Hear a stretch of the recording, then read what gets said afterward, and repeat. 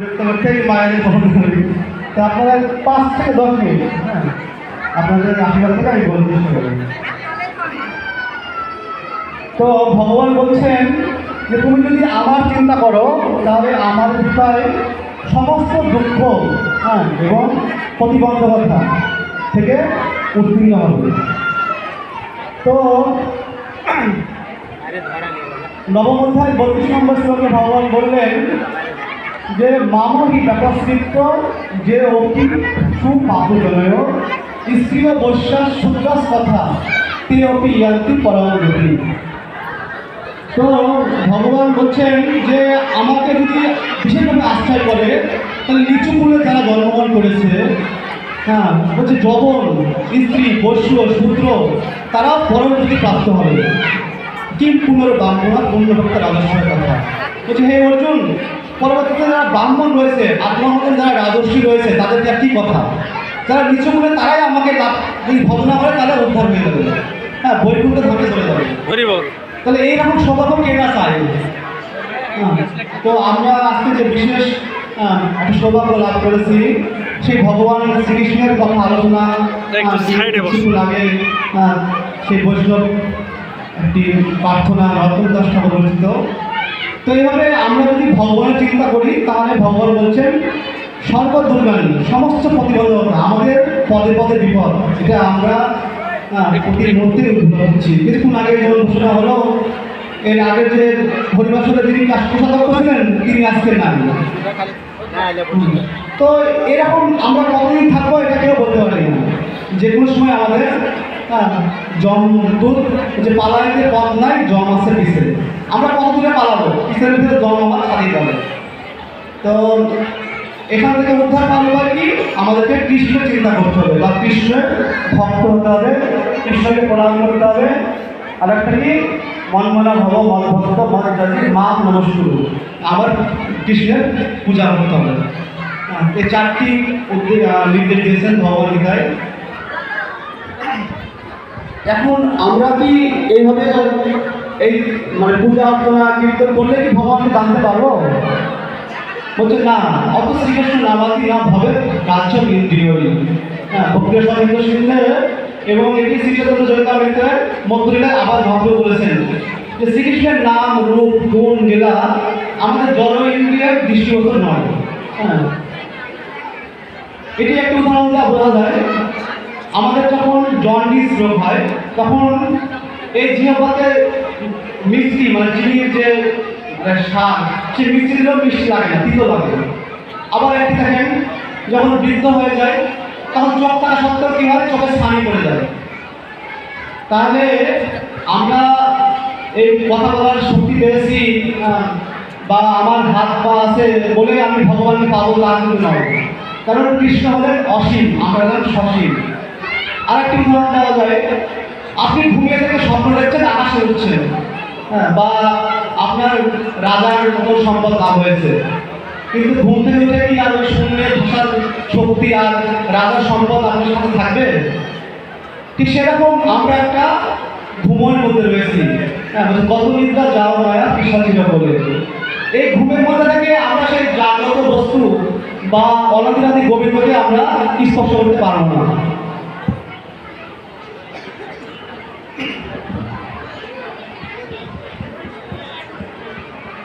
তো কি তাহলে উপায়টা কি?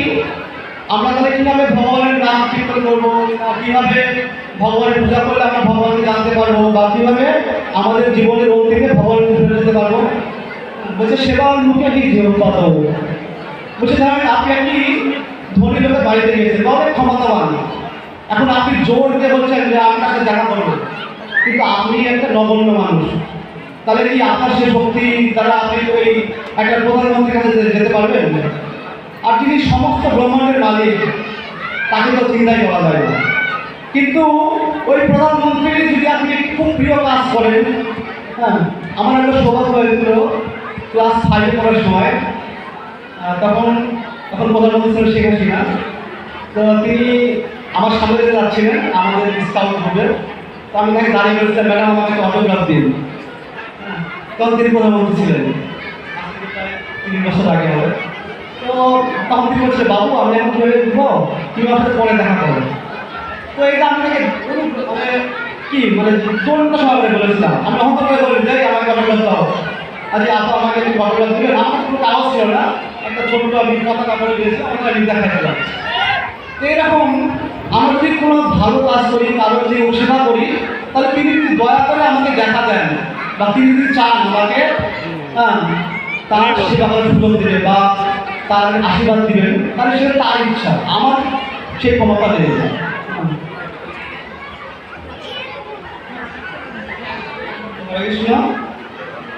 আমি আরেকটি বিষয় বলতে চাচ্ছি, বলছি যে এই আমাদের ভক্তিযোগ অনুসরণ করছি, আপনারা জানেন গীতার 3টি ভাগ রয়েছে, কর্মকাণ্ড, মাঝে আছে ভক্তিযোগ, আসলে আছে জ্ঞানযোগ, কর্মসূত্র, ভক্তিসূত্র, জ্ঞানসূত্র।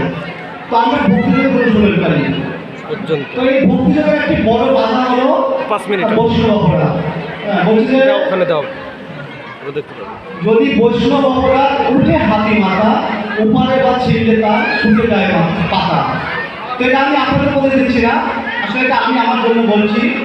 আমি যাতে কোনো বৈষ্ণব অপরাধ না করি, আপনারা মায়েরা যারা রয়েছেন বা গুরুজন যারা রয়েছেন, তাদের যদি সময় কখনো পড়ে যে আমি কোনো অপরাধ করছি, দয়া করে আপনি আমাদের হাতে হাতে ভরিয়ে দেবেন। তো একটি ছোট্ট গল্প বলে আমি শেষ করবো। হরে কৃষ্ণ। মায়েরা একটু বসেন, একটু বসেন, আরো কৃষ্ণের কথা হবে, একটু বসেন, একটু বসেন আপনারা।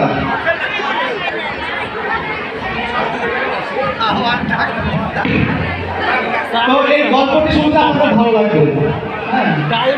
তো একটা এলাকায় একটি বিশাল খাবারের আয়োজন হয়েছে, ভোজ। হ্যাঁ, তো অনেক রকমের খাবার, মিষ্টি, মিষ্টান্ন, পায়েস। তো পায়েস যখন রান্না হচ্ছিল প্রায় কয়েক গুণ দুধ দিয়ে বিশাল কড়াই। হ্যাঁ, তো এত বড় কড়াই তো আর ঘরের মধ্যে রান্না করা যায় না, পুরো আকাশের দিকে রান্না হচ্ছে। তো একটা পাখি ওই আকাশ দিয়ে উড়ে যাচ্ছিল, আর তার ছোট ছিল একটা সাপ। একটা সাপকে সে খবর দিয়ে ধরে সে হাঁটতে উড়ে যাচ্ছে। সাপটা বিষাক্ত সাপ। তো উঠতে উঠতে যখন ওই পায়েসের কড়াইয়ের উপরে যাচ্ছে, ওই সাপের মুখ থেকে বিষ মানে কড়াতে টপ টপ করে পড়ে পায়েসের কড়াইয়ের মধ্যে পড়েছে। তো দেখেন, পাখিটাও জানতো না যে আমি কাজ করতে যাচ্ছি, আর আমার মুখে যে সাপ রয়েছে, ওই সাপের বিষ ওই কড়াইয়ের মধ্যে পড়ে। তো কি হলো, এত বড় আয়োজন, কিন্তু ওই সাপের বিষ মিশ্রিত পায়েস খাওয়াতে সবাই কম বেশি অসুস্থ হয়ে গেল। গোটা এলাকায় মানুষ অসুখ বিসুখ, কয়েকজন মারা গেছে, হয়তো শুনতে পাচ্ছে না। এখন এটা বিচার করা হবে যে কে এটা দায়ী। তো যিনি এই অনুষ্ঠানের আয়োজন করেছেন, তিনি তো কোনো ভালো খারাপ উদ্দেশ্যে করেননি। আর যে পাখিটা ওখানে যাচ্ছিল, সেও তো ইচ্ছা করে ওখানে আসেনি, তার পেটের খাবার দাবার দেখবে, সে সাপটাকে খাবার হিসেবে পেয়েছে।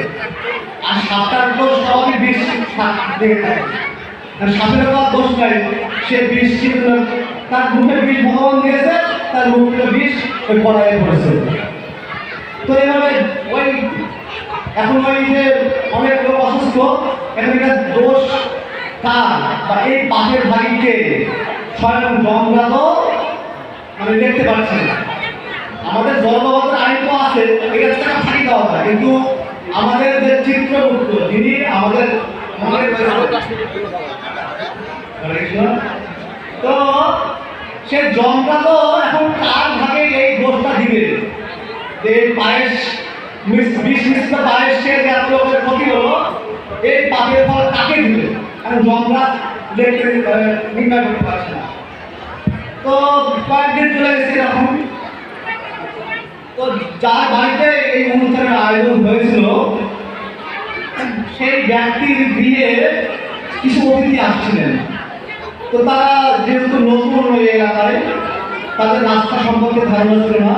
তো তারা রাস্তার পাশে একটা বয়স্ক বুড়িমাকে দেখে বলছে, বুড়িমা, আমরা তো অমুকের বাড়িতে যাবো, একটা অনুষ্ঠান আমাদের দরকার রয়েছে, তো আপনি কি আমাদেরকে পথটা দেখিয়ে দেবেন? তখন বুড়িমা বলছে, খবরদার, তোমরা কি জানো না ওই ব্যক্তির বাড়িতে খাবার খেয়ে কত লোক আজকে তাদের জীবন বিপন্ন। ওই ওই বেটাই হলো সমস্ত দোষের গোড়া। তার কাছে গেলে তোমারও সর্বনাশ হবে। সাথে সাথে জমরাজ বললো এই বুড়িমার ঘাড়ে সব দোষ দিয়ে দাও।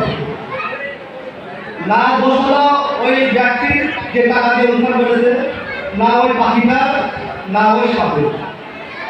এই যে বুড়িমা না জেনে ওই দোষ কার ঘাড়ে দিলে ওই ব্যক্তিটার ঘরে, যে জানেও না যে কিভাবে এই সাপের বিষ এই কড়াইয়ে আসে। তো আমাদের এই বৈষ্ণব অপরাধের মধ্যে সবচেয়ে বড় অপরাধ হলো বৈষ্ণব নিন্দা। হ্যাঁ, কেউ যদি একটু মালা জপ করে, যে খুব বড় বৈষ্ণব, হ্যাঁ, মালা নিয়ে ঘুরছে, ঘরের মধ্যে করার সুযোগ হয় না, বাইরে করতে হবে, এটা কিন্তু আমাদের বড়। এটা আপনারা করেন না, আমি এসে করি। এরকম যদি আমরা করি তাহলে কিন্তু ভগবান বলছেন যে আমার পূজা করা ঠিক আছে, কিন্তু মোর ভক্তের নামি পুজে সে দাম ঠিক। বলছে আমার পূজা করা ঠিক আছে, কিন্তু যদি আমার ভক্তদের যদি নিন্দা করো, অপমান করো, তাহলে সে অহংকারী। মোর ভক্তের নামি পুজে মোরে পুজে মাত্র, সে দাম ঠিক নহে মোর প্রসাদের মাত্র। হ্যাঁ, বলছে সারা জীবন পূজা অর্চনা করলেও কৃষ্ণ তাকে কৃপা করবেন না। তাই আপনারা আমাকে আশীর্বাদ করবেন। আমি যেন ওই বৈষ্ণব নিন্দা হাতি অপরাধ বলতে ছোট ছোট অপরাধের ঘরে কি হয়, একটা গাছের একটা ডাল ভাঙলে আর একটা ডাল আছে, কিন্তু একটা বাগানে যদি হাতি ঢুকে, ওই গোটা বাগানের সব গাছ হাতি কষ্ট করে দিতে পারে। তো আমরা যদি কোনো বৈষ্ণবের কারণে অপরাধ করি, তাহলে আমাদের সারা জীবনের যত ধর্ম করছি, যত পুণ্য কর্ম করছি, যত ব্রত করছি, সব কিছু এক জিনিস হয়ে যাবে ওই বুড়িমার মাধ্যমে। তো এখন তো রাত্রি অনেক 31 বেজে গেছে, শেষ করতে যাচ্ছি।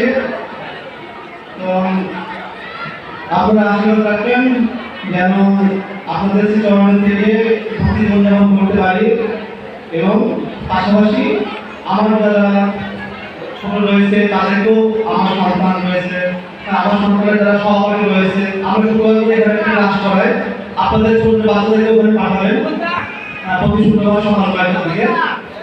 তো এখানে শেষ করছি। জয় শ্রীকৃষ্ণ চৈতন্য প্রভু নিত্যানন্দ, শ্রী অদ্বৈত গদাধর শ্রীবাসাদি গৌর ভক্তবৃন্দ। হরে কৃষ্ণ কৃষ্ণ কৃষ্ণ কৃষ্ণ হরে হরে, হরে রাম রাম রাম হরে হরে। জয় শ্রী